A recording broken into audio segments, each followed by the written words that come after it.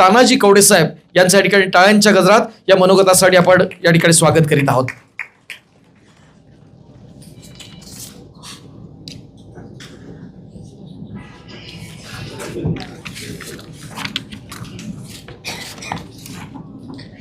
खरं तर आज आपल्या सर्वांच्या दृष्टीनं हा आनंद मेळावा आहे आणि या आनंद मेळाव्याला उपस्थित राहण्याची संधी या संस्थेचे अध्यक्ष आणि मुख्य कार्यकारी अधिकारी यांनी मला उपलब्ध करून दिली.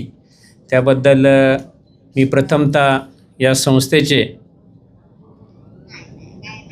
आभार मानतो, त्यांना धन्यवाद देतो. उपस्थित या संस्थेचे आदरणीय अध्यक्ष चव्हाण साहेब, मी नेहमी म्हणतो या सहकाराचं चालतं बोलतं विद्यापीठ आणि आमचे गुरु आदरणीय पाटील साहेब, खरं तर सहकार मध्ये काय करावं हे रिटायर झाल्यानंतरही अव्याहतपणे साहेबांनी चालू ठेवलेलं आहे आणि आम्ही त्यांच्याकडनं हा आदर्श घेतो. असे पाटील साहेब आज उपस्थित आहेत. या संस्थेचे CEO यादव मॅडम, या चिपळूण नागरी पतसंस्थेचे सर्व संचालक मंडळ, या सहकार क्षेत्रातील अधिकारी, खेड तालुक्याच्या मॅडम, सहाय्यक निबंधक गोरडे मॅडम, बरोबर ना? हां. आणि खरं तर ही संस्था पाहण्यासाठी पाटील साहेबांबरोबर आलेले दत्ताजीराव पवार, माझ्याबरोबर आलेले सहकार खात्याचे अधिकारी विजयराव भोईटे, आपण सर्व या चिपळूण नगरीतील दिग्गज विविध संस्थांचे पदाधिकारी आणि सर्व सभासद बंधू भगिनींनो,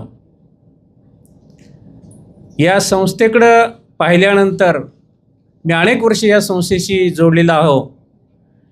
साधारणतः सर 2015पासनं मी या जिल्ह्यामध्ये जिल्हा विशेष लेखापरीक्षक असताना एक कामानिमित्त या संस्थेमध्ये येण्याचा योग आला आणि संस्था पाहिल्यानंतर मला खरोखर आश्चर्य वाटलं.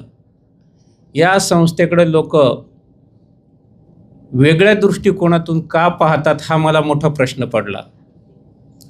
खरं तर त्या लोकांची मला कीव येते. अनेक दिग्गजांनी सांगितलं, मी नेहमी म्हणतो आपल्यावर भुंकणाऱ्या लोकांचा आपण कधीही विचार करायचा नाही.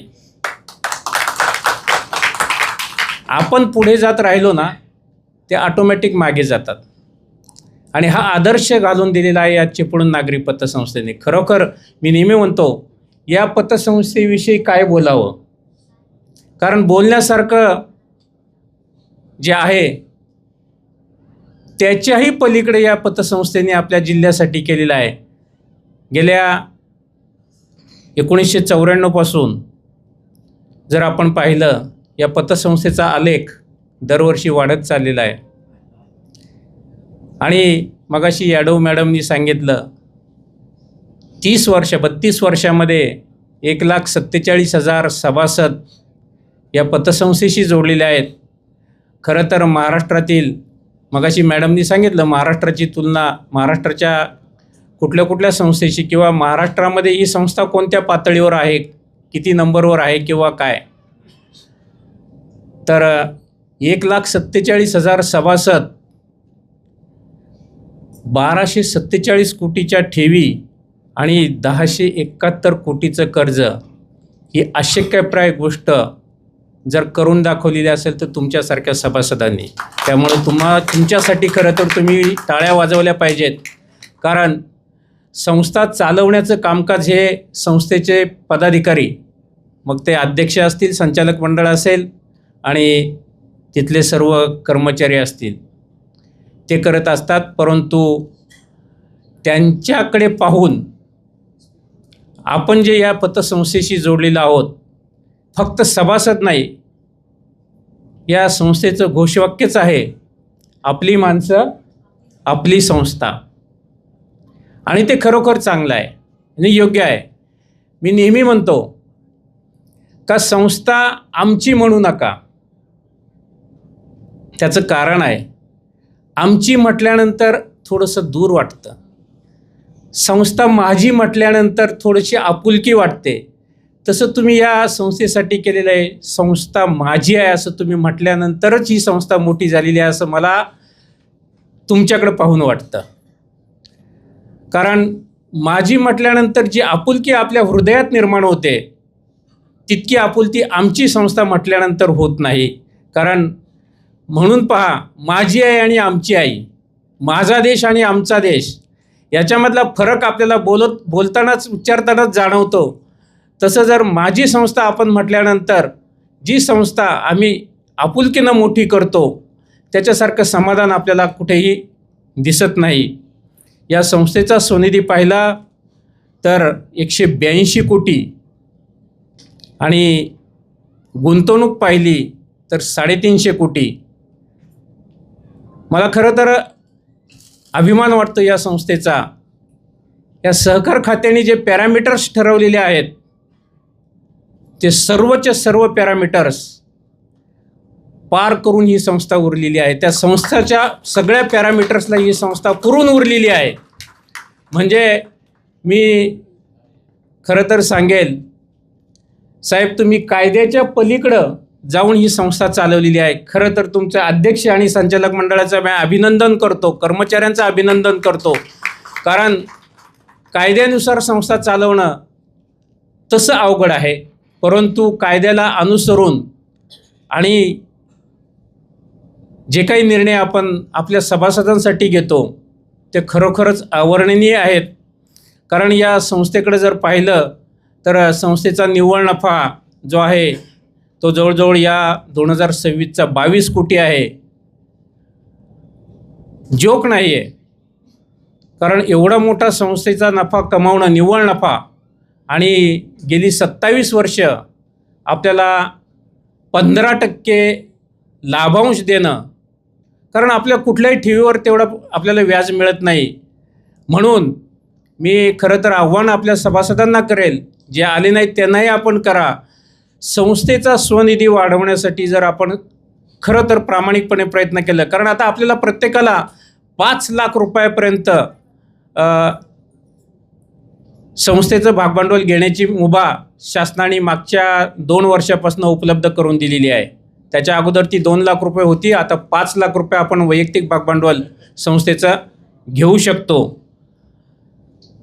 ही संस्था काय करत नाही असं मला वाटतं? सगळंच करते. शेतीशी निगडीत सभासदांना मदत करते, पर्यटनासाठी मदत करते, लघु उद्योगासाठी मदत करते, महिला बचत गटासाठी मदत करते. सोशलमध्ये कुठेही कमी नाही. झाडे लावा, झाडे जगवा. महाराष्ट्रावर कुठली आपत्ती आली त्या आपत्तीमध्येही कुठं कमी नाही. भरभरून मदत अशी आपल्या सभासदांमुळं ही संस्था शासनाला करते. ज्या गरजू लोकांना मदत पाहिजे त्या गरजू लोकांना मदत करते. खरं तर कौतुक करावं तेवढं या संस्थेचं कमीच आहे. साहेब, तुमच्या पतसंस्थेमध्ये 3 मानाचे शिरपेच जे या आर्थिक वर्षामध्ये प्राप्त झालेले आहेत, त्याच्यामध्ये कोकण पतसंस्था फेडरेशनचा कोकण भूषण पुरस्कार, दुसरा पुरस्कार आपल्याला मिळालेला आहे. अध्यक्षांसाठी खरं तर जोरदार टाळ्या झाल्या पाहिजे. आदर्श जीवन गौरव पुरस्कार. आणि त्यातही अजून एक मानाचा तुरा आपल्या मुख्य कार्यकारी अधिकारी स्वप्ना मॅडम यांच्यासाठी राज्य पतसंस्था फेडरेशनचा बेस्ट शिव राज्यातला. हे मिळवणं सोपं नाही, पण याच्यासाठी तुम्ही जी मोलाची मदत केलेली आहे ती तितकीच महत्त्वाची आहे. तितकीच महत्त्वाची आहे.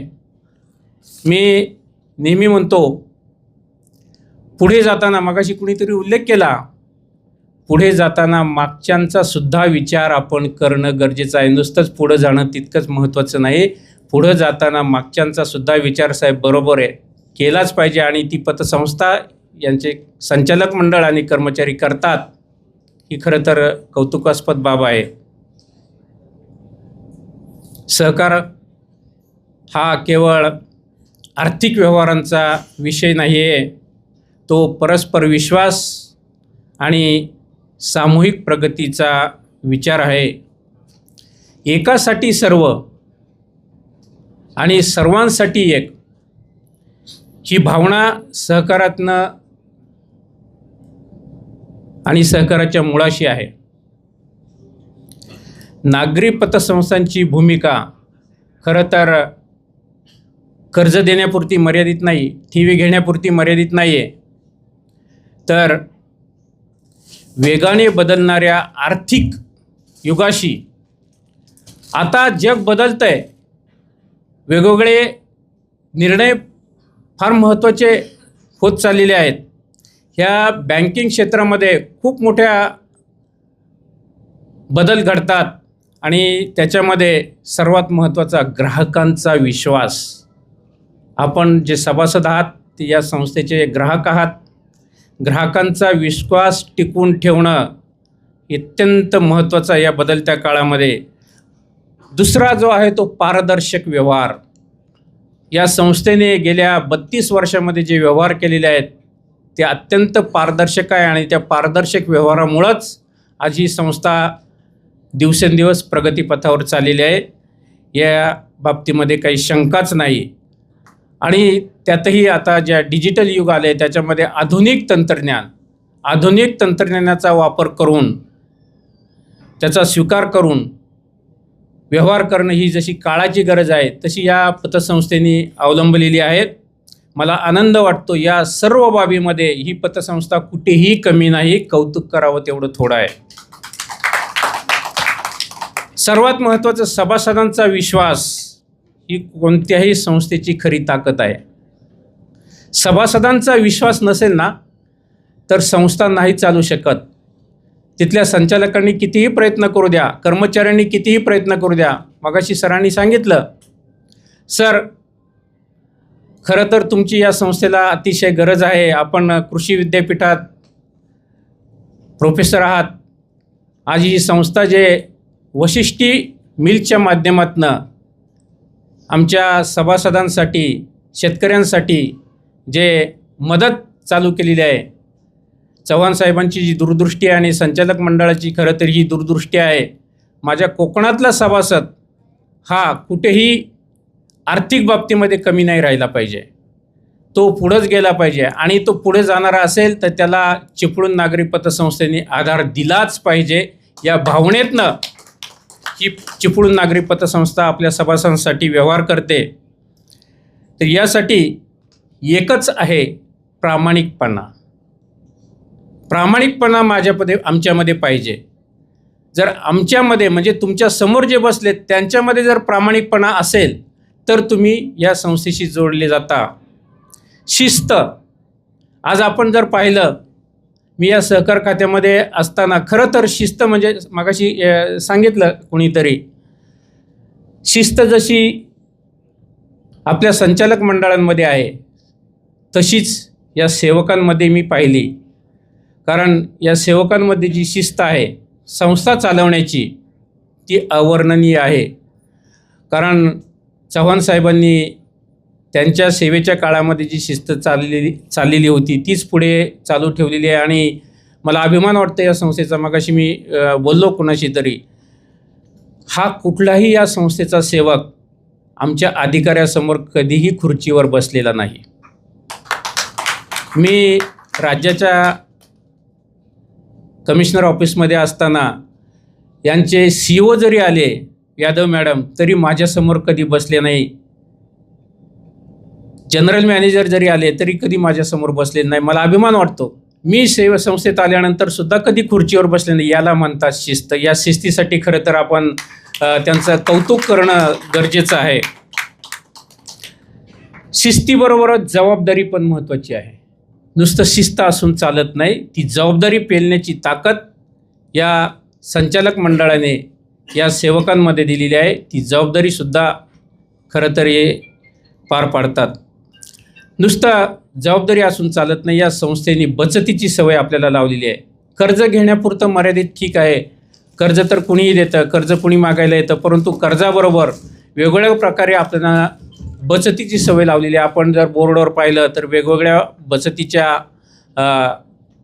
जे नामविधान केलेलं आहे, वेगवेगळ्या स्कीम्स राबवलेल्या आहेत, त्या खरोखर अवर्णनीय आहे. आणि महाराष्ट्रामध्ये 10% व्याज देणारी पतसंस्था फार दुर्मिळ आहेत. त्यातली ही चिपळूण नागरी पतसंस्था आहे. काय कारण आज आपण पाहिलं नॅशनल बँकांमध्ये गेलो, सहकारी बँकांमध्ये गेलो तर 7% पुढे आपल्याला व्याज ठेवीवर मिळत नाही.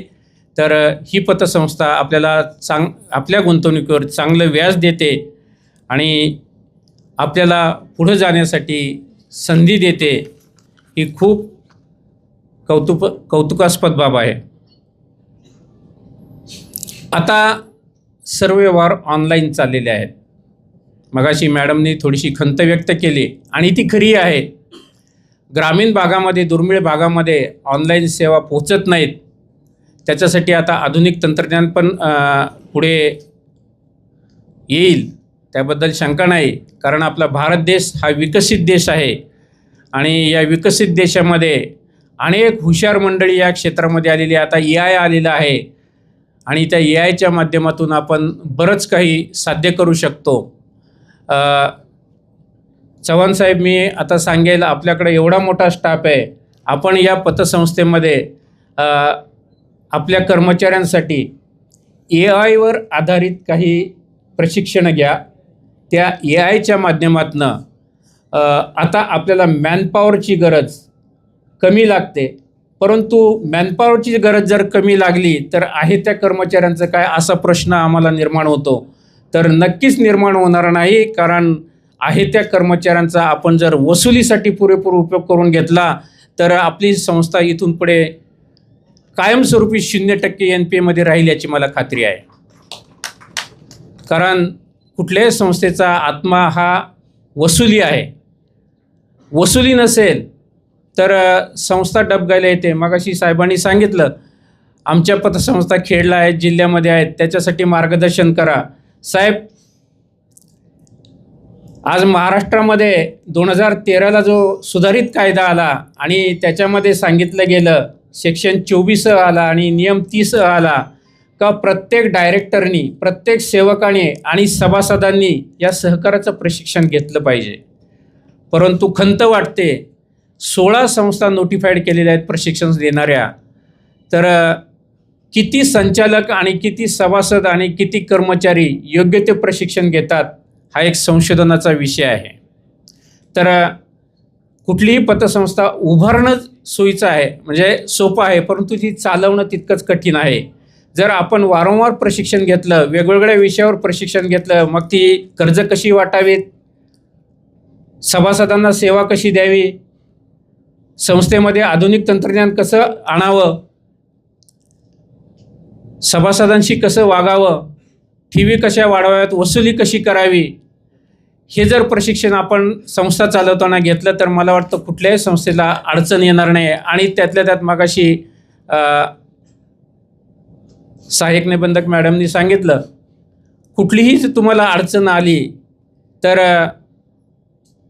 आमच्याशी संपर्क साधा. या सहकार खातं तुम्हाला नेहमीच मार्गदर्शन करायला मोकळं आहे. मॅडम, मी नेहमीच म्हणतो, अधिकाऱ्यांनी ऑफिसमध्ये बसून ऑफिस चालवायचं नसतं.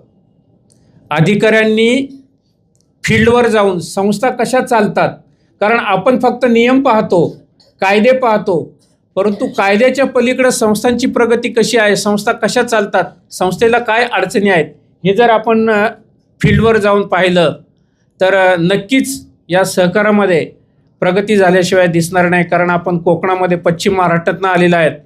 कोकण हा आता विकसित चाललेला आहे आणि पश्चिम महाराष्ट्राला तोडीस तोड चाललेला आहे. हे या पतसंस्थेच्या उदाहरणावर मी नक्कीच सांगू शकेल. तर मी जास्त काय बोलणार नाही. मी एवढंच सांगेल, माझ्यासाठी कोण काय करतं याची अपेक्षा धरू नका. माझ्यासाठी कोण काय करतं याची अपेक्षा धरू नका. मी कुणासाठी काय करेल ही ज्यावेळेस मनामध्ये भावना रुजवल्या ना त्यावेळेस पतसंस्था मोठ्या होतात. त्याचं ज्वलंत उदाहरण आपल्या संस्थेचे अध्यक्ष, CEO, कर्मचारी आणि संचालक मंडळ आहे. त्यांनी तुमच्यासाठी काय करता येईल ही भावना मनात ठेवून ही संस्था चालवलेली आहे. त्यांनी असं म्हटलं नाही का आपल्या पतसंस्थेकडं आपोआप कस्टमर येईल, तर तुमच्यासाठी आम्ही काय करू शकतो ही भावना ज्यावेळेस या पतसंस्थेचे पदाधिकारी मनामध्ये रुजवतात आणि तुमच्यासाठी जी सेवा निर्माण करून देतात, त्याच्यामुळेच खरं तर पतसंस्था आज चाललेल्या आहेत हे निश्चितच म्हणावे लागेल. मॅडम, तुम्ही मगाशी म्हटलात तुमची पतसंस्था कोणत्या पातळीवर आहे.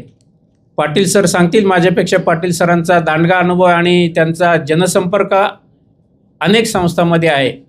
मी नक्कीच म्हणेल महाराष्ट्रातल्या पहिल्या 5 संस्थांमध्ये, पाटील सर बरोबर, पहिल्या 5 संस्थांमध्ये ही संस्था चिपळूण नागरी पतसंस्था नक्कीच असेल. आणि ती असेल ती फक्त तुमच्यामुळं. तुम्ही जो विश्वास या पतसंस्थेवर दाखवलेला आहे तो अत्यंत मोलाचा आहे आणि तुमच्यामुळं ही पतसंस्था नक्कीच भरभराटीला येईल याबद्दल मला तिळमात्र शंका नाही. या संस्थेमध्ये काम करणारे सर्व कर्मचारी, पदाधिकारी, या संस्थेचे अध्यक्ष आणि आपण सर्व मंडळी ही पतसंस्था भविष्यामध्ये नक्कीच चांगल्या परिस्थितीमध्ये चालवाल. या पतसंस्थेला पुढील वाटचालीसाठी मी सदिच्छा देतो आणि माझं लांबलेलं मार्गदर्शन म्हणणार नाही, कारण तेवढा मी नक्कीच मोठा नाही, परंतु मी नेहमी सांगतो मी या महाराष्ट्रामध्ये वेगवेगळ्या ठिकाणी वेगवेगळ्या संस्थांना प्रशिक्षण देण्यासाठी जातो. सुदैवाने मला ते प्राप्त झालेलं आहे. जसं पाटील सरसुद्धा रिटायर झाल्यानंतर 15-1 वर्ष मला वाटतं झाली सरांना रिटायर होऊन, अगदी आवर्जून संपूर्ण महाराष्ट्र फिरतात. त्याच्यामागे एकच कारण आहे का आमच्या महाराष्ट्रातला प्रत्येक माणूस सहकाराशी जोडला गेला पाहिजे आणि त्याचा सहकारावर विश्वास पाहिजे. आपण पेपरला वेगवेगळ्या बातम्या ऐकतो का आज ही पतसंस्था, उद्या ती पतसंस्था. हे कशामुळे होत आहे? मगाशी मॅडमनी सांगितलं, निमकर साहेबांनी एक लेख लिहिलेला आहे, अफवा आणि विश्वास. जर तुम्ही अफवांवर विश्वास ठेवला तर आपणसुद्धा इथं राहू शकणार नाही, तर संस्था कुठं राहतील. त्यामुळं मी एकच म्हणेल, अफवांवर विश्वास कधीही ठेवू नका, कारण अफवा ह्या अफवाच असतात, त्या प्रत्यक्षात कधी येत नाहीत. कारण आज आम्ही महाराष्ट्रामध्ये पाहतो का अफवांमुळं चांगल्या चाललेल्या संस्थासुद्धा अडचणीत येतात. जर आपण अफवांवर विश्वास ठेवला नाही, अशा कोणी बुमरँग करत असेल, कारण आपण पाहतो आपण डिजिटल युगात आहोत, आपल्याकडं अँड्रॉईड मोबाईल आहेत. या व्हॉट्सअप विद्यापीठावर नको नको ते येतं आणि नको त्या विषयावर आपण विश्वास ठेवतो आणि आपण स्वतःचं वाटोळं करून घेतो. कृपया व्हॉट्सअप विद्यापीठ कमी वापरा, माझा खरंच सल्ला आहे. कारण त्याच्यामध्ये फक्त मनोरंजन असतं, खरं काहीच नसतं. त्यामुळं अशा ज्या माध्यमातून जर कुठल्या संस्थांविषयी, या संस्थेविषयी नाही म्हणत मी, कुठल्या संस्थाविषयी असं काही जर कोणी चुकीचं पसरवण्याचा प्रयत्न या सहकारामध्ये करत असेल तर आपण प्रत्यक्ष संस्थेमध्ये जाऊन खात्री करावी, याला त्याला विचारून नाही. कारण प्रत्यक्ष संस्थेमध्ये जे गेल्यानंतर आपल्याला निश्चित तिथलं चित्र निदर्शनास येतं आणि मग आपल्याला वाटतं अरे तो व्हॉट्सअपला टाकण्याला नालायक आहे, तो चुकीच्या बातम्या पसरवतो. त्याच्यामुळं प्रसारमाध्यमावर आपण कमी विश्वास ठेवावा, संस्थेशी व्यवहार करावा आणि चांगल्या प्रकारे आपण संस्थेशी निगडीत राहावं, जोडून राहावं. या पतसंस्थेच्या पुढच्या भविष्यासाठी मी शुभेच्छा देतो आणि इथंच थांबतो. जय सहकार.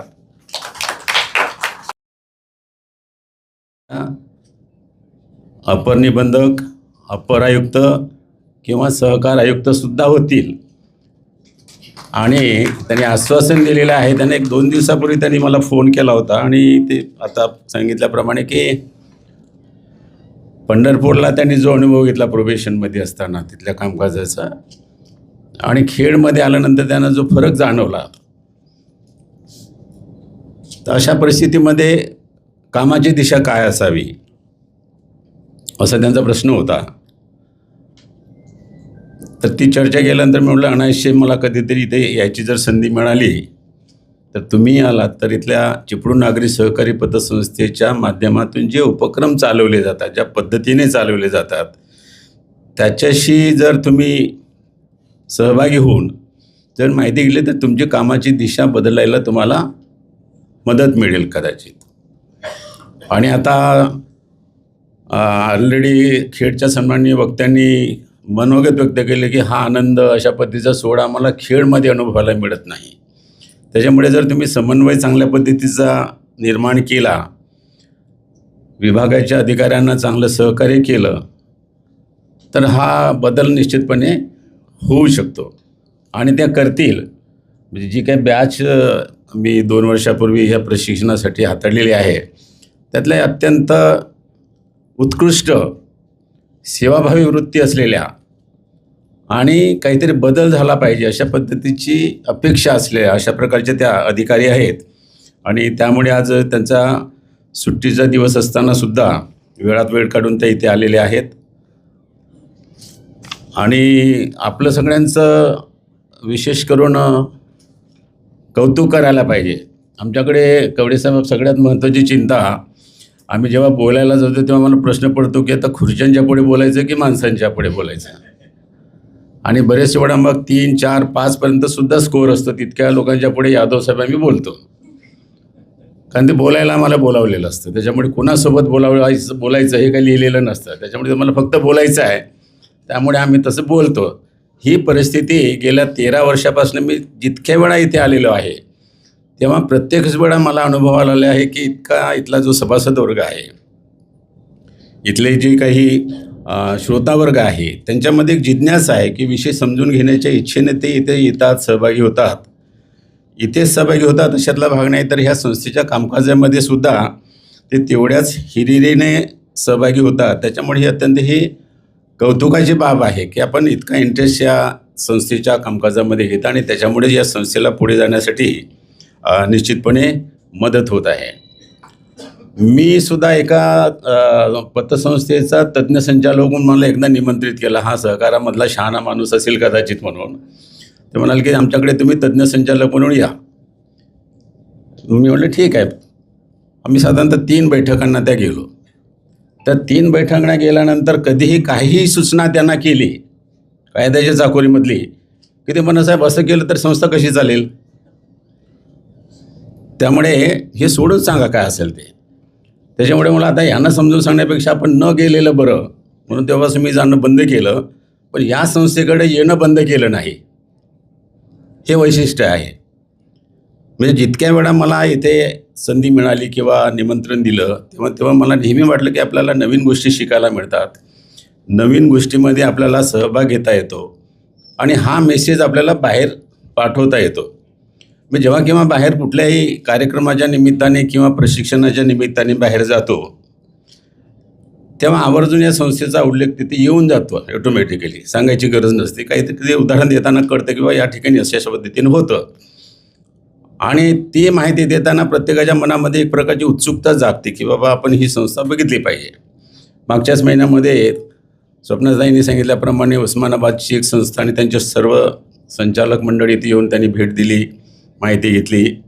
आज जसं सन्माननीय दत्तात्रय पवारजी आलेले आहेत, अशा अनेक लोकांची उत्सुकता आहे की आम्ही तिथे गेलं पाहिजे, बघितलं पाहिजे आणि ती माहिती घेतली पाहिजे. आणि त्याप्रमाणे ती येतात आणि ती माहिती आपल्याकडनं घेण्याचा प्रयत्न करत असतात. यशदामध्ये मी जेव्हा प्रशिक्षणाच्या अनुषंगाने जात होतो तेव्हा त्या टीमच्या पुढे सुद्धा एकदा मी चव्हाणसाहेबांना फोन करून त्यांचे सर्व वार्षिक अहवाल मागितले. साधारणतः 30, 35, 40 आणि आमचे हे प्रशिक्षण अधिकारी जे आहेत मुरडे मॅडमसह त्यांच्या टेबलवर या संस्थेचा अहवाल प्रेझेंट केला की हा फक्त तुम्ही नजरेखालून घाला म्हणजे तुम्हाला काहीतरी दिशा मिळेल कदाचित सहकाराची. आणि त्या अहवालाचं त्यांनी पाहणी केली, वाचन केलं आणि आज त्या स्वतः ते अनुभवत आहे. त्याच्यामुळे हा जो बदल आहे, हा जो फरक आहे, याच्यामध्ये निश्चितपणे कामकाजामध्ये सकारात्मक आहे ही गोष्ट त्यांच्यापुढे आली. आणि हा इथला जो काही संदेश आहे त्यामधून त्यांनी जो आता निष्कर्ष काढलेला आहे, मोर्डे मॅडम काय म्हणाले की इथं ह्या ठिकाणी आता म्हणजे आज पहिल्यांदाच त्यांनी व्हिजिट केल्यानंतर सुद्धा त्यांना जाणवलं की इथं चांगलं टीमवर्क आहे. अधिकारी आणि संचालक मंडळामध्ये मोठ्या प्रमाणावर चांगल्या पद्धतीचा समन्वय आहे.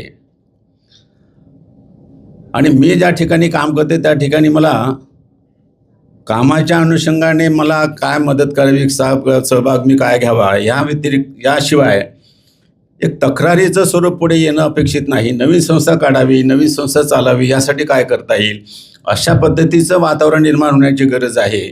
आणि त्यासाठी म्हणून त्यांची जी ती उत्सुकता आहे त्यासाठी स्थानिक लोकांनी त्यांना जर मदत केली तर निश्चित. ह्या चर्चेच्या दरम्यान मी त्यांना आमची अशी एक चर्चा झाली, ते पण आपल्याला सांगितले पाहिजे की यशोगाथा आपण खूप संस्थांच्या सांगतो, चांगलं काम केलं की आपण कौतुक करतो दुसऱ्याकडे की बाबा ह्या संस्थेचं या पद्धतीचं काम चांगलं आहे, छा पद्धतीने काम केलेलं आहे. मी मोर्डे मॅडमना सांगितलं आपण ज्या संस्था फेल का होतात त्याचा अभ्यास करूया. ज्या संस्था कामकाजामध्ये अनुत्तीर्ण होतात, त्या चांगलं काम करू शकत नाही, त्यांना काहीतरी आर्थिक अडचणी येतात किंवा अन्यथा अडचणी येतात, याला कुठली कारणं आहेत?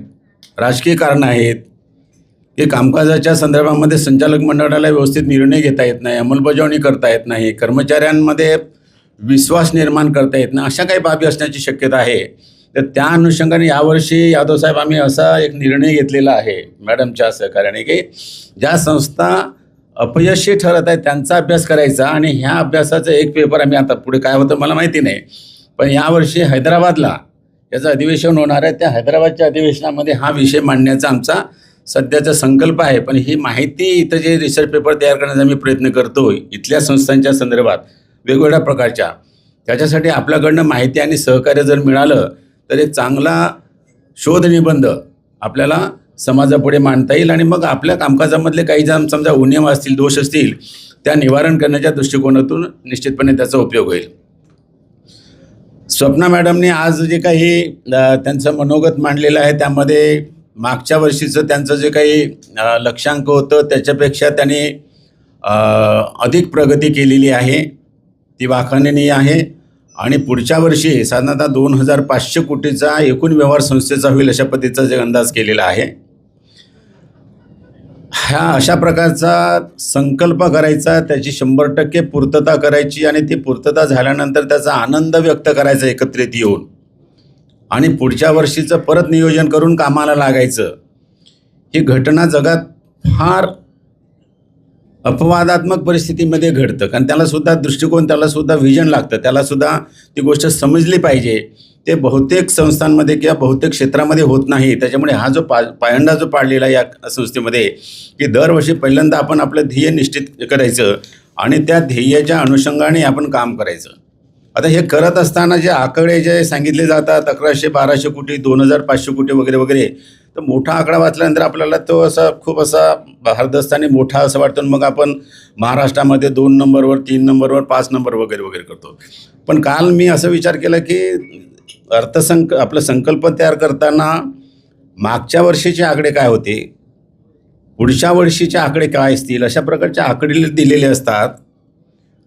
पण तो किती त्या वर्षीचा लक्ष्यांक ठरवलेला आहे किंवा उद्दिष्ट त्या वर्षीचं त्या ॲटमचं किती ठरवलेलं आहे हे पाहणं महत्त्वाचं आहे.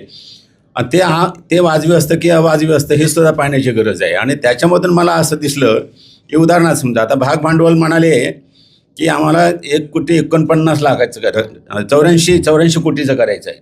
आता 84 कोटीमध्ये मागच्या वर्षीच्या तुलनेमध्ये यावर्षीची वाढ किती करणार आहेत हा आकडा आपल्याला समजला की आपली उत्सुकता आणखी शिगेला पोचते. फार खूप हायर साईडला जे आपल्याला शक्य नाही अशा पद्धतीचे आकडे घेतले जात नाही, हे महत्त्वाचं त्यामधलं हे मला आपल्याला सांगायचं आहे की जे आपल्याला शक्य आहे, जे आपल्याला झेपण्यासारखं आहे, ज्यापर्यंत आपण पोहोचू शकतो अशाच पद्धतीचं प्रत्येक बाबीच्या अनुषंगाने लक्षात घेतलेलं आहे. उदाहरणार्थ सांगायचं झालं तर भाग भांडवलामध्ये वर्षाची वाढ, वर्षामध्ये किती वाढ करी तर भाग भांडवलामध्ये आम्ही 8 कोटीची वाढ करणार. म्हणजे 84 कोटीचा आकडा सांगण्याऐवजी आम्ही पुढच्या वर्षी कितीची वाढ करणार, 8 कोटीची वाढ करणार. 8 कोटीची वाढ 1,50,00,000 1,50,000 सभासदांना शक्य आहे, सहशक्य आहे. त्याच्यामुळे तो आकडा महत्त्वाचा की कितीची वाढ करणार. दुसरं बघा, निधी किती वाढवणार आम्ही. निधी 98 कोटी टोटल होती, पण वाढणार किती? 8 कोटीने आमचे निधी वाढतील. स्वनिधी कितीने वाढतील? 17 कोटीने वाढते असं नमूद केलेलं आहे. आपल्या ठेवी ज्या आहेत 116 कोटीने ठेवी वाढतील. कर्ज 54 कोटीने वाढतील. सोने तारण कर्ज साधारणतः 44 कोटीने वाढेल. गुंतवणूक 58 कोटीने वाढेल. नफा साधारणतः पुढच्या वर्षीचा 46, म्हणजे त्या वर्षीचं आपलं जे साध्य करायचं जे काही उद्दिष्ट आहे ते किती आहे हा नेमका आकडा निश्चित करून तो साध्य होण्यासारखा आहे की नाही आहे ह्या बाबी निश्चित केल्यानंतरच उद्दिष्ट साध्य केल्या जातात.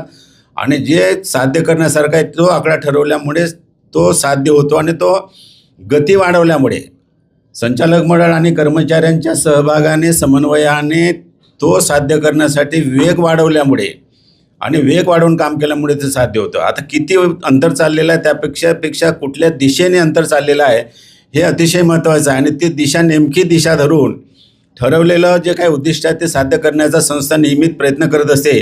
त्यामुळे या संस्थेला मोठ्या प्रमाणावर यश प्राप्त झालेलं आहे. त्यातल्या अनेक बाबी ज्या आता अपेक्षा व्यक्त केलेल्या आहेत त्यातल्या एका गोष्टीवर मला भाष्य करता येणार नाही. कुठल्या मोदी साहेबांच्या मुद्द्यावर मला भाष्य करता येणार नाही.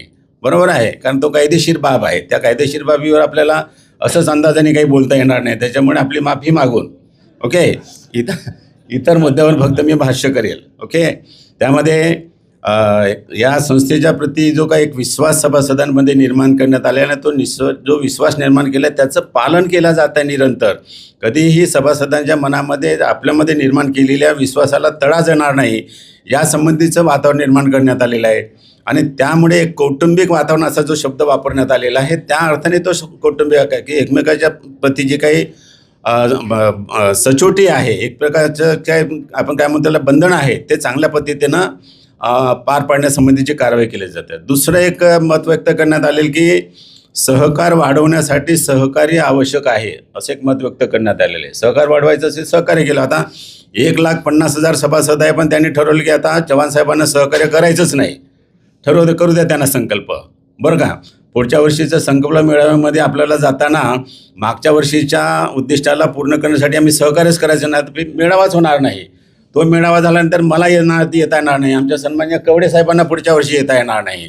त्यामुळे आपण जे कौटुंबिक भावनेने ज्या संस्थेच्या कामकाजामध्ये सहकार्य करता म्हणूनच ही संस्था पुढे जात आहे. बरोबर आहे. आत्तापर्यंतचा हिशोब आपण असा विचारात घेतला पाहिजे. 1993ला ही संस्था स्थापन झाली. तेव्हापासून जितक्या लोकांना कर्ज दिलेलं आहे ह्या कर्जाच्या माध्यमातून किती लोक उभे झालेले आहेत, किती लोकांना बचतीची सवय लावलेली आहे. धनलक्ष्मी योजनेअंतर्गत किती मुलांना बचतीची सवय लावलेली, जे पैसे अन्यथा खाऊमध्ये गेले असते असे पैसे वाचवण्यासाठी संस्थेने प्रेरणा दिली. या माध्यमातून साधारणतः 42,000 अकाउंट ओपन केलेले आहेत आणि त्या माध्यमातून ती रक्कम बचतीमध्ये वर्ग होत असल्याकारणाने मुलांमध्ये संस्कार आले, सहकार्याचे संस्कार आले आणि त्या कुटुंबाची आर्थिक बाजू मजबूत झालेली आहे. ह्या गोष्टी ज्या घडवून आणण्यात आलेल्या आहेत त्या विचारपूर्वक करण्यात आलेल्या आहेत आणि त्या माध्यमातून त्या संस्थेची जी प्रगती आहे त्यामुळे साध्य होत आहे. काही ध्येय साधण्यासाठी काही लोक काही आपलं ध्येय साधण्यासाठीच काम करतात. कवडे साहेबांनी त्याचा पुनरुच्चार केला. त्यामुळे मागे जे राहिलेले आहेत त्यांच्याकडे पण लक्ष द्यायची गरज आहे. त्याकडे लक्ष देण्याच्या दृष्टिकोनातून संस्थेने विचार केलेला. म्हणून तुम्ही प्रत्येक याच्यामध्ये बघा जेव्हा केव्हा मनोगत व्यक्त करण्याची माननीय चव्हाण साहेबांना संधी मिळते तेव्हा ते आव्हान करतात लोकांना की तुम्ही आमच्याकडे या, आमचे सभासद व्हा, आमच्याकडे तुम्ही कर्जाची मागणी करा, आम्ही तुम्हाला मदत करायला तयार आहोत. इतकं उघड आपली बाजू मांडणे, आव्हान करणे लोकांना की तुम्ही आमच्याकडे मदतीची अपेक्षा करा हे फारसं होत नाही.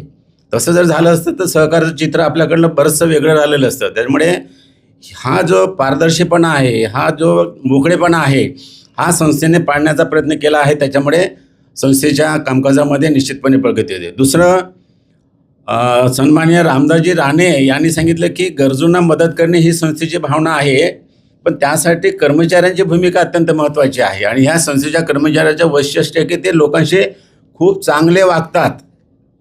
जो येईल त्याच्याशी प्रेमाने बोलतात, त्याला मदत करतात, त्याच्या घरी जातात, रात्री बेरात्री कामाची गरज पडली तरी ते पुढे येतात आणि त्याचा परिणाम म्हणून त्यांच्या सपोर्टमुळे, त्यांच्या सहभागानेही जी काय म्हणूया प्रगती संस्थेची होत आहे ती आपल्याला दिसून येत आहे. आणि म्हणून हे संस्थेचे जे काही घोषवाक्य आहे, आपली माणसं आणि आपली संस्था आहे, हे त्याच्यामुळे प्रत्यक्षामध्ये काय म्हणूया आपण याच्यात येत आहे, वस्तुस्थितीमध्ये येत आहे. आत्ताच्या परिस्थितीमध्ये आपण विचार करण्याची गरज आहे की सहकारावर मोठी जबाबदारी आलेली आहे.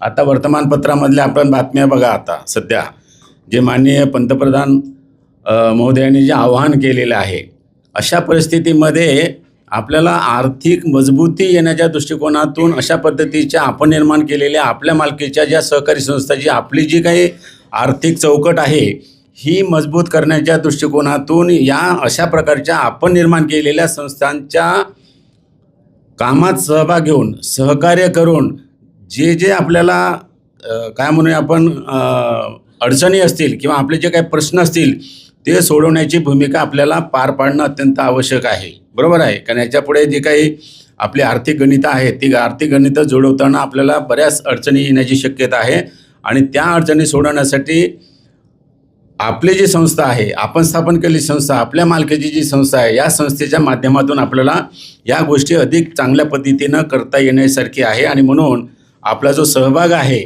तो सहभाग त्या पद्धतीनं आपण निश्चितपणे वाढवला पाहिजे. आता 2025मध्ये भारत सरकारने राष्ट्रीय सहकार धोरण जाहीर केलेलं आहे. त्याची अंमलबजावणी केंद्र शासनाच्या स्तरावरून ऑलरेडी चालू झालेली आहे. केंद्र शासनाच्या सहकार धोरणाच्या अनुषंगाने प्रत्येक राज्याने आपापल्या राज्याचं सहकाराचं धोरण तयार करावं, अशा प्रकारचे केंद्र शासनाचे निर्देश आल्यावरून प्रत्येक राज्याने आपापल्या समित्या गठीत केलेल्या आहेत. तशी समिती महाराष्ट्रामध्ये सुद्धा माननीय मंत्री सहकार यांच्या अध्यक्षतेखाली उच्चस्तरीय समिती म्हणून गठीत करण्यात आहे. मी सुद्धा त्याचा एक सदस्य आहे आणि या समितीच्या माध्यमातून आपल्या राज्याचं धोरण निश्चित केलं जाणार की पुढच्या 20 वर्षात, पुढच्या 25 वर्षामध्ये आपली सहकारी चळवळ कशी राहणार आहे, आपल्याला कुठल्या दिशेने जायचं आहे, या संबंधीच्या ज्या काही बाबी आहेत त्याच्यामध्ये जी ध्येय निश्चित करून दिलेली आहे ती सुद्धा आपल्यापर्यंत पोहोचली पाहिजे. काय आपल्याला नेमकं करायचं सहकारी चळवळीच्या माध्यमातून. तर आपली सहकारी चळवळ म्हणजे केवळ पतसंस्थेपुरती मर्यादित न राहता सर्व प्रकारच्या सहकारी संस्थांचं मिळून तिचा पाया मजबूत करणे, सहकारी चळवळीचा पाया मजबूत करणे हा एक त्या धोरणाचा एक अत्यंत महत्त्वाचा भाग आहे. दुसरं, आपल्या सहकारी चळवळीमध्ये एक प्रकारची मरगळ न येता त्याच्यामध्ये नेहमी चैतन्यशीलता असली पाहिजे, ती व्हायब्रंट झाली पाहिजे. त्यामध्ये पार्टिसिपेशन करताना, सहभाग घेताना लोकांना उत्सुकता वाटली पाहिजे आणि हे करण्याची मोठी गरज आहे आपल्याकडे. कारण मी मागच्या 1-2 माझ्या वक्तव्यामध्ये सांगितलेलं आहे की आपल्याकडे गॅप किती आहे बघा. आपल्याकडे महाराष्ट्राची लोकसंख्या 12 कोटी आहे. या 12 कोटी लोकसंख्येपैकी आपल्याकडे सध्याच्या 2,31,000 संस्था आहेत. यामध्ये सभासदांची संख्या 5,81,00,000 आहे. म्हणजे आपण 6 कोटी धरूया, काही दुबार असतील त्यामध्ये. म्हणजे किती लोकसंख्या अजून आपली सहकारात यायला आणि शक्यता आहे 50%. म्हणजे अजून 6 कोटी लोकांना आपल्याला सहकारामध्ये वेगवेगळ्या प्रकाराने सहभागी करून घेण्यासाठी संधी आहे. आता आपल्या ह्या संस्थेने आवाहन करून खूप लोकांना सभासद करून घेतल्यानंतर इतर क्षेत्रामध्ये सुद्धा, जसं आता मॅडमनी उल्लेख केला त्याप्रमाणे पर्यटन क्षेत्र आहे, त्यामध्ये वाढ करायची गरज आहे. तिथे लोकांचा सहभाग झाल्याशिवाय त्याचं वाढ होणार नाही. त्याच्यामुळे ती वाढ होण्याच्या दृष्टिकोनातून सुद्धा लोकांचा सहभाग वाढवणे आवश्यक आहे. आता ही आपल्याकडली स्कोप आहे. भारताच्या स्तरावर काय परिस्थिती आहे, 144 कोटीमध्ये आपल्याकडे सध्या 8.5 लाख सहकारी संस्था वेगळ्या पूर्ण भारतामध्ये. त्यातला 2,31,000 आमच्याकडेच आहेत, 25%. उरलेल्या इतर राज्यांमध्ये आहे.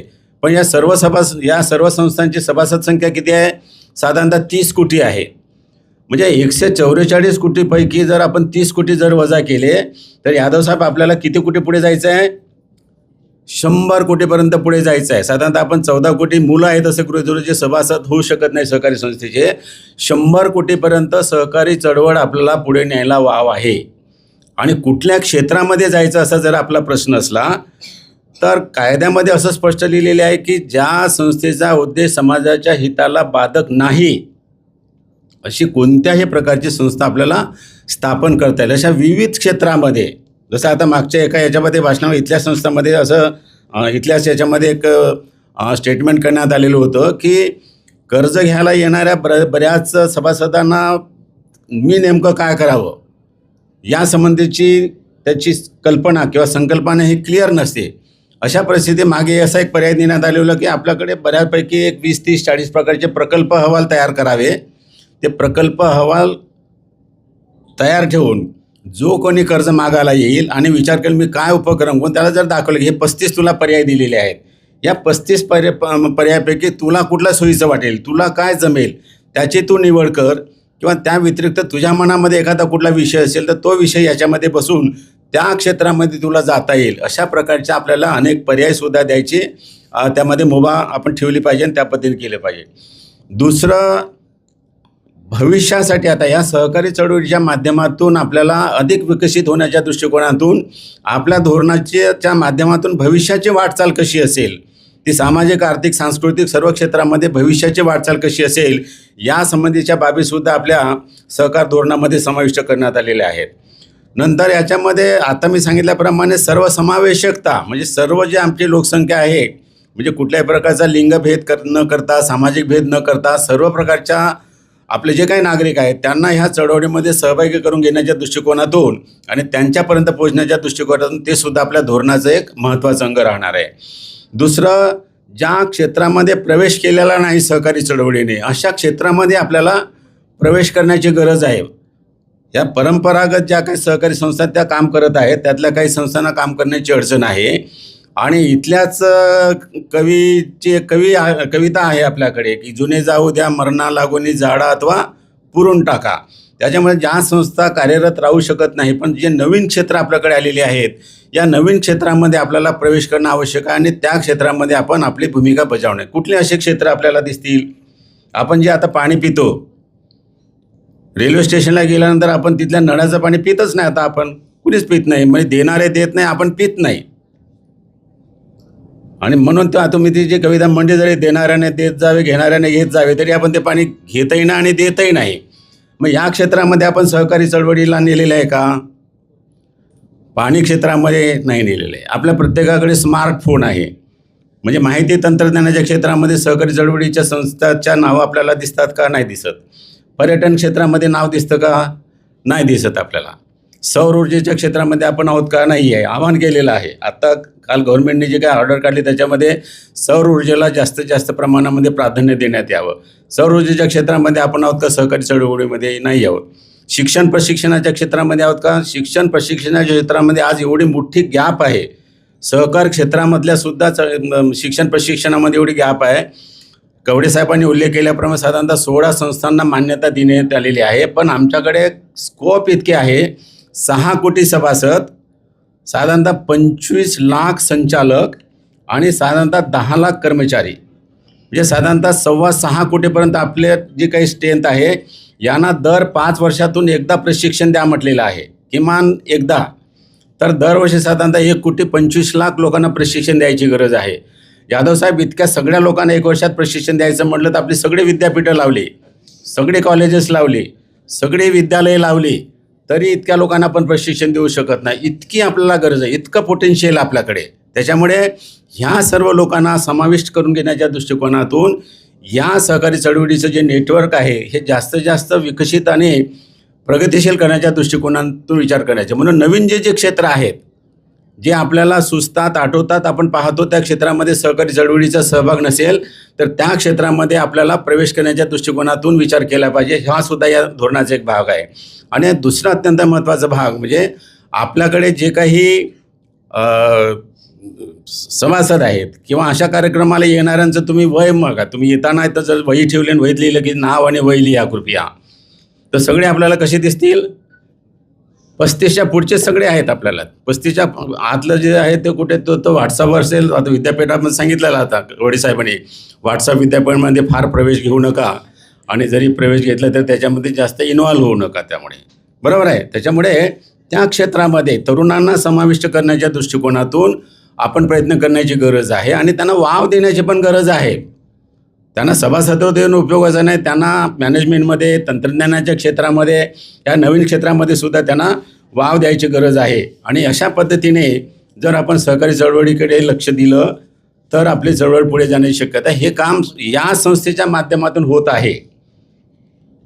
म्हणजे गेल्या 13 वर्षापासून मी तरी अनुभवतो आहे की मी मंत्रालयामध्ये असताना, रिपीटेडली मी सांगते, मी मंत्रालयामध्ये असताना हा विषय माझ्याकडे होता आणि महाराष्ट्रामध्ये आर्थिकदृष्ट्या कमकुवत झालेल्या सहकारी संस्थांचं सगळं हाताळत असताना शासनाकडनं मदत काय करावी, कशा पद्धतीची कारवाई करावी वगैरे वगैरे हे करत असताना माझ्यापुढे अशी एकही संस्था आली नाही की त्या संस्थेला आपण उत्सुकतेने जाऊन भेट द्यावी आणि माहिती घ्यावी. आणि हे मी सेवानिवृत्त झाल्यानंतर 1 वर्षानंतर ओळख पाळख नसताना चव्हाण साहेबांनी सहज मला एकदा इथं बोलावलं की बाबा एक आमचा वर्धापन दिवस आहे, त्यानिमित्तानं तुम्ही या. त्यानिमित्तानं मी आलो. जो काही संवाद झाला तेव्हापासून या संस्थेशी मी जुळलो आणि ह्या संस्थेच्या संदर्भाच्या गोष्टी, नवीन गोष्टी ज्या इतर संस्थांमध्ये नाही आहेत. आपल्याकडे 20,000 संस्था आहेत. 20,000 संस्थांपैकी बऱ्याच संस्थांकडे आम्ही जातो, महाराष्ट्रावर फिरत असतो, महाराष्ट्राच्या बाहेर जातो, पण असे काहीतरी नवीन प्रयोग केलेले आहे. लोकांच्या मनातल्या त्यांच्या गरजा विचारात घेऊन त्यांच्यासाठी एक वेगळे उपक्रम हाताशी घेतलेले अशा संस्थांचं प्रमाण अत्यंत कमी आहे किंवा दुर्मिळ आहे. त्याच्यामुळे एक नवीन प्रयोग या संस्थेने केलेले आहे आणि प्रत्येकाला वाव देण्याचा प्रयत्न केला, त्याला पुढे नेण्याचा प्रयत्न केला. आता 2 वर्षाच्या पूर्वीची गोष्ट मी श्री पवार यांच्याशी चर्चा केली. आपला एक संकल्प आहे की 25,000 लोकांना स्वयंरोजगारासाठी अर्थसहाय्य करायचं आहे. ही काही नुसती घोषणा नाही. मागच्या वर्षीचा आकडा मला जो आठवतो त्यामध्ये 16,000 लोकांना कर्ज वाटप करण्यात आलेलं आहे.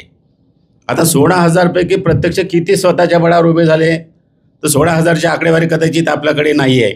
पण ज्यांची माहिती आमच्याकडे आहे ती माहिती संकलित केल्यानंतर आदल्या वर्षी साधारणतः 350 लोकांना आपण इथं पुरस्कृत केलेला आहे की त्यांनी कर्जाचा उत्तम विनियोग केलेला आहे आणि ते स्वतःच्या बळावर उभे झालेले आहेत. त्याच्यामुळे इतरांच्या मनामध्ये एक प्रकारची स्पर्धा आहे ना. आता जसे 3 पुरस्कारांचा आपण उल्लेख केलेला आहे, तिघांच्यासाठी टाळ्या वाजवलेल्या आहेत. मागच्या वर्षी ज्यांना 300 लोकांना पुरस्कार दिला त्यांच्यासाठी टाळ्या वाजवलेल्या आहेत. उरलेले जे लोक आहे 16,000 पैकी किती राहिले आता 15,000 काहीतरी 15,500 लोक त्यांना टाळ्या मिळाल्या नाही. त्यांच्या मनात आपण एक चेतना निर्माण केलेली आहे की बा आपण सुद्धा ते काम केलं पाहिजे, चांगल्या पद्धतीने काम केलं पाहिजे. आपलं कुटुंब, आपला समाज पुढे झाला तर पुढे चिपळूण नागरी सहकारी पतसंस्थेच्या त्या यादीमध्ये आम्ही येऊ आणि त्या यादीच्या माध्यमातून आमचा सत्कार होईल आणि आमच्यासाठी सुद्धा आमचे सर्व सभासद एकत्रित येऊन उशिरापर्यंत, म्हणजे त्यांना भूक लागली वगैरे या गोष्टीची चिंता न करता सुद्धा टाळ्या वाजवतील. बरोबर आहे. अशी परिस्थिती निर्माण करण्याची भूमिका या संस्थेच्या माध्यमातून केली जात असल्या कारणाने ते पुढे अविरतपणे आपल्या सगळ्या सहकार्याने ते होत राहणार आहे. आणि त्यामुळे या संस्थेच्या ह्या उज्ज्वल भवितव्यासाठी आपण निरंतर सहकार्य करावं. जो नवीन पायंडे ह्या संस्थेने पाडलेले आहे चांगले, म्हणजे पारदर्शी कामकाजाच्या संदर्भामध्ये पायंडे पाडलेले आहे. बहुतेक सहकारी संस्थांच्या सर्वसाधारण सभेमध्ये लेखापरीक्षण अहवाल वाचनाला घेतला जात नाही. विषय क्रमांक 1 मागील सभेचे कार्यवृत्त वाचून मंजूर करणे, त्याच्यानंतर सगळे विषय मंजूर होऊन ती सभा 10 मिनिटांमध्ये वगैरे संपते. त्याच्यावर काही चर्चा होत नाही. मी सर्वसाधारण सभेला इथल्या उपस्थित त्याच्यामध्ये लेखापरीक्षण अहवाल सभेमध्ये आणला जातो, त्यामध्ये चर्चा केली जाते, लोकांना विचारणा केली जाते की तुमचं काही मत आहे का, ह्या सगळ्या गोष्टी. आपण आणखी एक गोष्ट मी आपल्याला सांगतो, या संस्थेच्या वार्षिक अहवाल जो आहे, या वार्षिक अहवालामध्ये वरचं पृष्ठभाग कुठल्याही प्रकारचा देखावा नसतो. म्हणजे फोटो लावलेला आहे, टोप लावलेला आहे, भारदर्श मिशा काढलेला आहे आणि खाली लिहिलेलं आहे की आमचे प्रेरणास्थान सतत नफ्यात असणारी, सतत लाभांश देणारी, सतत अवर्ग असणारी, असं काही न लिहिता तो वार्षिक अहवाल तयार केलेला. आणि वाचनीय साहित्य खूप आहे त्याच्यामध्ये की आम्ही कुठल्या क्षेत्रामध्ये कुठल्या पद्धतीने नियोजन केलेलं आहे, कुठल्या पद्धतीने आम्ही पुढे जात आहोत, या बाबी त्याच्यामध्ये नमूद केलेल्या आहेत. त्या आपलं प्रशिक्षण होण्याच्या बाबी आहेत. अशा पद्धतीच्या सगळ्या गोष्टी, संस्थेच्या कामकाजाच्या सर्व गोष्टी आपल्या सभासदांच्या पुढे मांडून ते काम करत असल्यामुळे, पारदर्शी पद्धतीने काम करत असल्यामुळे आणि आपल्या सर्व सभासदांना आपल्या मनात असलेल्या, आपल्या गरजेच्या असलेल्या ज्या काही आपल्या निकडीच्या असलेल्या गोष्टी असतील त्यासाठी जर आपण संस्थेला आवाहन केलं तर आपल्याला मदत करण्याची भूमिका संस्थेने निरंतर ठेवलेली आहे. त्या दृष्टीनं हा जो आजचा सहकार मेळावा जो आयोजित केलेला आहे तो निश्चितपणे अभिनंदनास्पद आहे, कौतुकास्पद आहे. म्हणून मागचं जे काही संस्थेने अचिव्हमेंट केलेलं आहे, ठरवलेल्या टार्गेटपेक्षा पुढे जाऊन अचिव्हमेंट केलेलं आहे आणि पुढच्या वर्षीच्या 2500चे जे टार्गेट आहे त्याच्यामधलं अलीकडचा जो दोन जो आकडा आहे तो आपण काढून टाकूया आणि 500 जे उरतात त्याच्या पुढे आणखी एक शून्य वाढवूया. म्हणजे किती आकडा होईल? 5000 होईल. 5000चा जो आकडा आहे हा व्यवहाराचा वाढावा तो आपल्यामुळे होईल.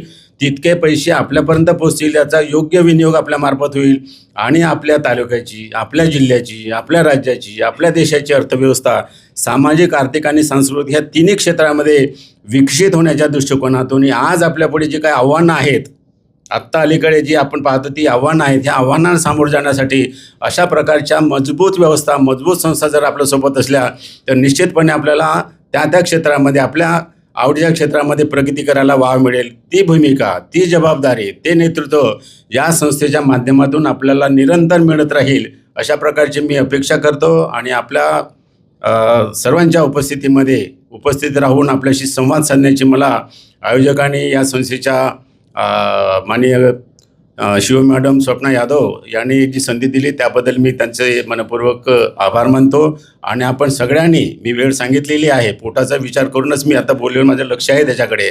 त्यामुळे आपण ही सगळं मला जे म्हणायचं होतं, आपल्याशी जो संवाद साधायचा तो आपण शांतपणे ऐकून घेतला, त्याबद्दल आपण सगळ्यांचे मी मनपूर्वक आभार मानतो, रजा घेतो. जय महाराष्ट्र, जय सहकार. धन्यवाद. साहेबांच्या अत्यंत अनमोल अशा विचारातून आपण ऐकलं असेल सगळ्यांनी की चिपळूण नागरी पतसंस्थेची असणारी वाटचाल, अनेक ज्या महाराष्ट्रातल्या पतसंस्था चालवता येणाऱ्या ज्या अडचणी आहेत याचा विचार करताना एक आयडियल उदाहरण ठेवलं आणि दुसऱ्या बाजूला येणाऱ्या ज्या अडचणी आहेत त्याबद्दल साहेबांनी आपले विचार व्यक्त केले. प्रामुख्यानं यशदाच्या माध्यमातून जे प्रशिक्षणातले असणारे अनुभव त्यांनी कथन केले.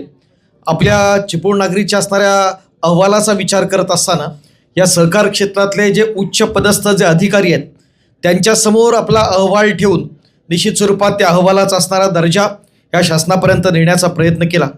कोणतीही संस्था चालवत असताना त्याच्यामध्ये येणाऱ्या ज्या अडचणी, त्याच्यावरती केलं जाणारे रिसर्च आणि चिपळूण नागरीची असणारी वाटचाल, ज्यामध्ये प्रामुख्यानं ताळेबंद निधीची वाढ असेल, ठेवी असतील, कर्ज वाटप, नफा, या सगळ्या बाबींचा असणारा विचार केला.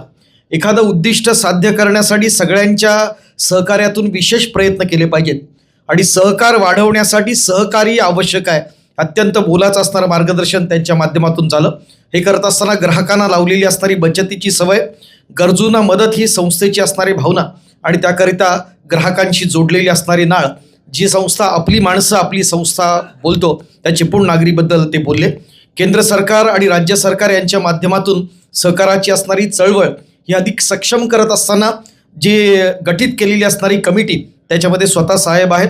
पर्यटनातून सहकार वाढला पाहिजे आणि त्या माध्यमातून लोकांचा सहभाग देखील वाढला पाहिजे, अत्यंत स्तुत्य असे विचार आज या कार्यक्रमाच्या माध्यमातून साहेबांनी या ठिकाणी व्यक्त केले.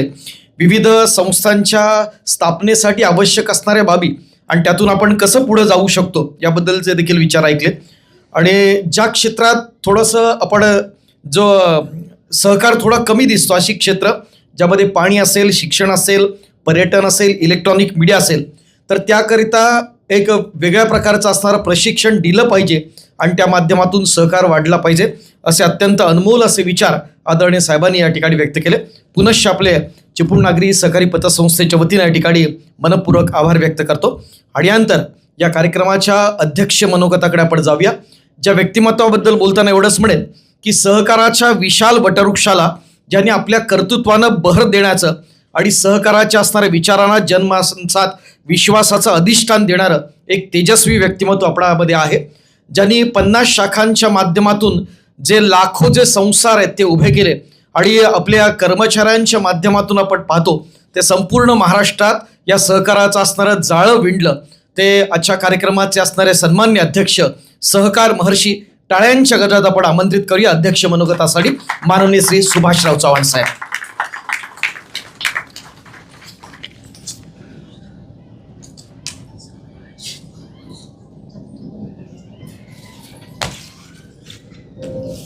अच्छा,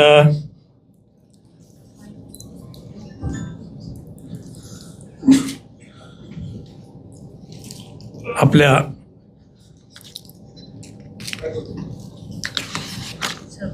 सहकार मेळाव्याच्या निमित्ताने उपस्थित असलेले मान्यवर ज्यांचा आपण आता विचार ऐकले ते माननीय एस बी पाटील साहेब, माननीय कवडे साहेब, व्यासपीठावरील सगळी मान्यवर, खेडच्या AR मॅडम, समोर बसलेले आपण सगळे मान्यवर आणि संस्थेचे कुटुंबातील घटक, सर्व सभासद बंधू आणि भगिनी, आज आपण दरवर्षीप्रमाणे हा एक कार्यक्रम आपला असतो, सहकार मेळावा, संकल्प मेळावा आणि आनंद सोहळा असं साधारणपणे त्याचं स्वरूप असतं. मागील वर्षात आपण जे काय काम केलं त्याचा आढावा घेणे आणि पुढच्या वर्षासाठीचा संकल्प काय असणार त्याचं नियोजन या संदर्भातलं आपण मूल्यमापन करतो. ही प्रथा आपली गेल्या अनेक वर्षाची आहे आणि त्याच्यातून आपण जे साध्य करतोय ते पाटील साहेबांनी जास्त सविस्तरपणे सांगितलं. आता आपण ही जी कार्यपद्धती आहे स्वीकारलेली, ही कार्यपद्धती संस्थेच्या सुरुवातीपासून म्हणजे अखंडपणे 32-33 वर्ष आपण या पद्धतीनं करत आलो. हे करत असताना सहकारातला जो प्रदीर्घ अनुभव आहे, जवळजवळ सहकारात माझी 55 वर्ष गेलेत आणि त्या 55 वर्षाच्या कालखंडात सहकारावर नितांत प्रेम म्हणजे खऱ्या अर्थानं श्रद्धा, एक विश्वास की सहकारातून समृद्धी आणण्यासाठी एक महत्त्वाचं माध्यम आहे आणि या क्षेत्रात चांगलं काम आपण केलं तर सगळं परिवर्तन होऊ शकतं, ह्याच्यावर पूर्ण विश्वास असलेला एक सर्वसामान्य माणूस आणि त्या पद्धतीने आत्तापर्यंत आम्ही या संस्थेच्या माध्यमातून काम करत आलो. नाही म्हटलं तरी चांगल्या पद्धतीनं काम करीत असताना अगदी सर्वसामान्य कुटुंबातला अगदी मोलमजुरी करणाऱ्या माणसाला सुद्धा अर्थसहाय्य करून त्याला उभं करण्यासाठीचं ताकद देण्याचं काम या संस्थेच्या माध्यमातून करण्यात आलं आहे. आणि आज आपल्याला कितीतरी कुटुंबं अशी दिसतील की ज्यांना आपण संस्थेच्या माध्यमातून अर्थसहाय्य केलं आणि त्या कर्जाच्या माध्यमातून एखादा छोटासा व्यवसाय घेऊन ते कुटुंब स्वायत्त झाले, स्वावलंबी झाले आणि आपल्या पायावर उभं राहिले.